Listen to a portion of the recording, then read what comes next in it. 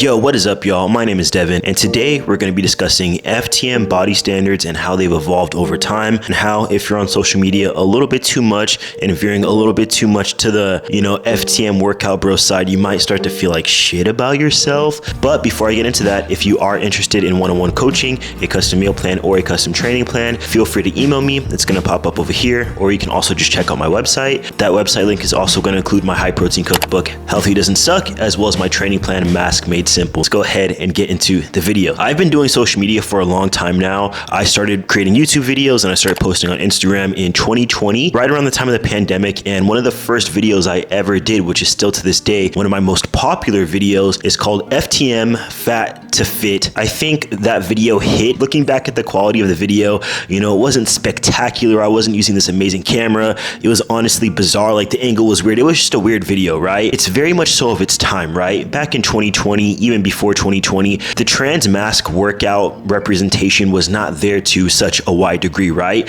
The trans mask representation in media and social media just was not super large at all on any platform, right? The biggest trans mask creators there were Ty Turner, Laith Ashley, AJ Holbrook, some other guys that I'm probably blanking on right now, but those were my bread and butter homies. And fast forward to today, 2025, right? There are so many trans creators. There are so many trans mask creators who do CrossFit, who do swimming, who do freaking, anything they could possibly think of, who do powerlifting. With time and with more people being comfortable to come out and be trans mask and just be who they are and share themselves on social media, which at a certain point, it was scary to share yourself on social media, right? At a certain point, thinking of 2020, the landscape of social media for trans masculine people was just not there. And most of us had to look at cis men for inspiration, right? This is the first thing that I find very important to articulate. The same way that there's variance in body type in cis men, in cis women, and intersex people, there's also varying body types within the trans mask community, right? Oftentimes we'll see that people who are like in normie society viewed it as attractive, right? They often get pushed to the top in terms of like who gets the most attention, who gets the most brand deals, or who gets hired for X job, or whatever the case may be. When we think of who gets represented within the media, whenever it's a trans person, it's a binary trans man who's, unfortunately, not to be disrespectful, they can't help it, who's skinny and white. Thinking of that one guy from that show that was amazing, and I pop his face over somewhere over here. Thinking of Elliot Page, thinking of other guy that was in The Fosters and who was in also Shameless, right? Most of the people that we see that are representing the trans community in mainstream media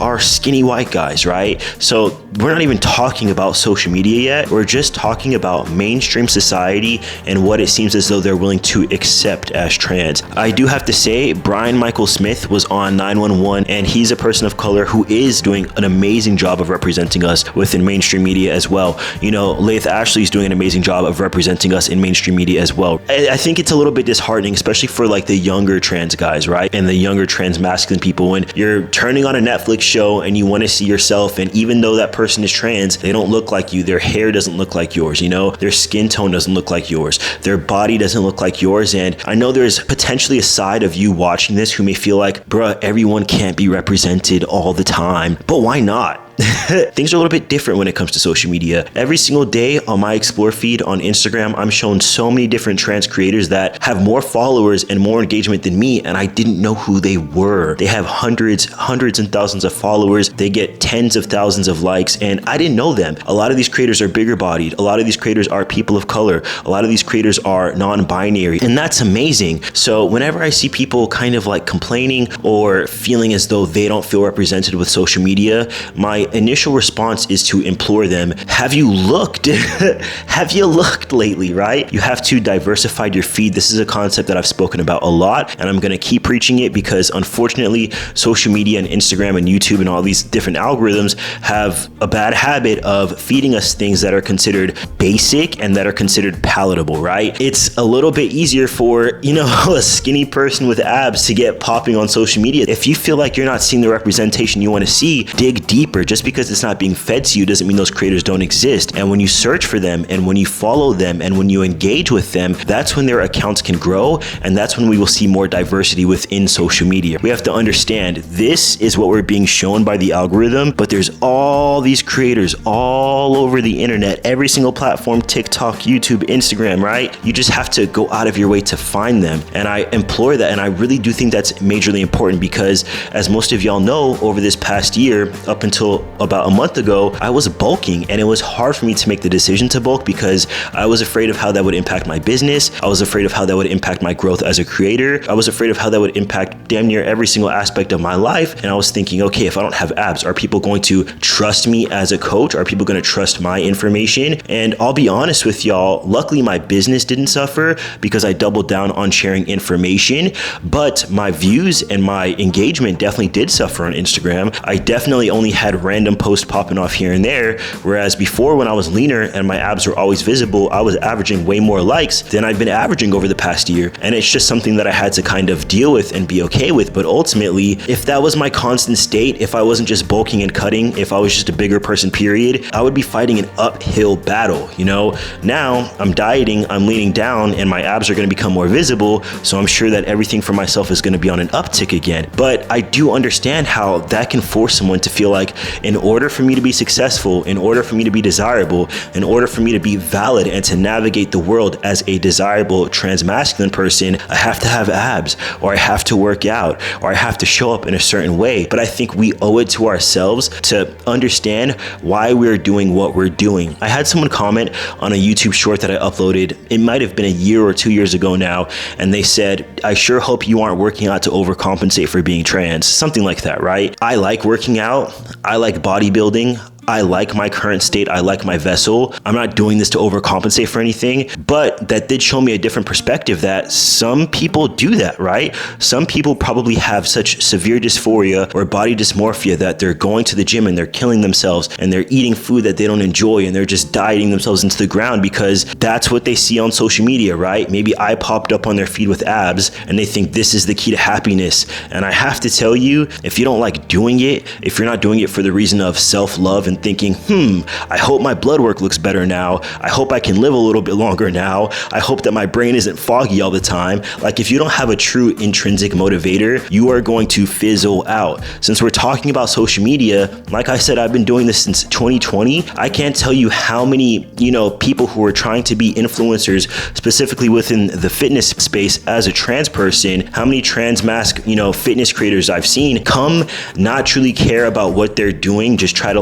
pop off on social media and then just kind of fizzle out because they were not in it for the right reasons. And guys, I'll be honest with y'all, I would be doing this even if it wasn't my job, because I did it when I still had a job. I was working as a pediatric medical assistant and I was doing this at the same time, and I was just like, you know what, this is information, especially at the time period when I first started everything. This was information that I didn't find anywhere. It was hard for me to understand.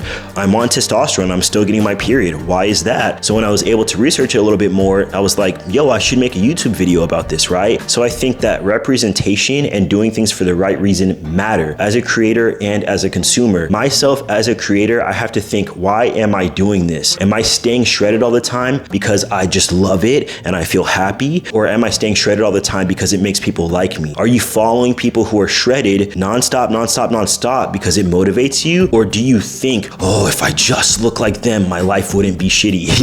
If I just look like them, I'll be happy. I think ultimately we can't blame everything on the algorithm. Everything is not the algorithm's fault because you also have to take accountability for what you're consuming, right? You can't be complacent when it comes to what you're spending your time on. You should take control of what you're spending your time on because time is capital. Time is money. You're paying me with your time. Why would you pay someone that you don't fuck with? Why would you pay someone who's feeding you BS, Why would you pay someone who is not offering you any value? They're just making you feel like you hate yourself. They're just making you feel lazy. They're just making you feel feel like you're not valid, unfollow those people. I have no issues with unfollowing people that I feel like are not offering me anything. I have no issues with pressing that not interested button on Instagram. I have no problems with pressing unsubscribe on YouTube if I feel like, yo, I don't like how this person is coming across, or I don't like what their message is. And you have to be able to do the same. If it feels toxic to you, if it feels like it's reinforcing negative behavior for you, set boundaries for yourself, set boundaries with what you're watching, with who you're following, who you're supporting, because ultimately I think sometimes we forget we are in control of what we're seeing and what we're consuming. And follow more people who have different body types. Follow people who are thicker. Follow people who are not working out at all. Being active, being healthy doesn't just mean being freaking ripped, right? Don't paint yourself into a box and think that, oh, this is how I have to show up as being trans, because I'm not doing that to myself anymore. I'm not acting more masculine than I actually am. And every step that I make within my life and how I show up in my day-to-day life is because I want to do it. It's because I've thought through my processes, and it has nothing to do with me feeling like shit about myself. And I implore you to make the same kind of decisions in your life. Take a step back, give yourself space, and question, why do I follow this person? Why am I eating this? Why do I work out? Maybe you'll get a better answer, which will give you a better drive and make you feel better about what you're doing, but give yourself space to think about it. Hopefully I did not get a little bit too deep or corny on y'all. If you do want to follow me on Instagram, go ahead and check it out. My Instagram is going to be linked down below. It's at DVNSPRS. And like I always say, Devin loves you, Devin's a Don, and Devin is out of here, boy.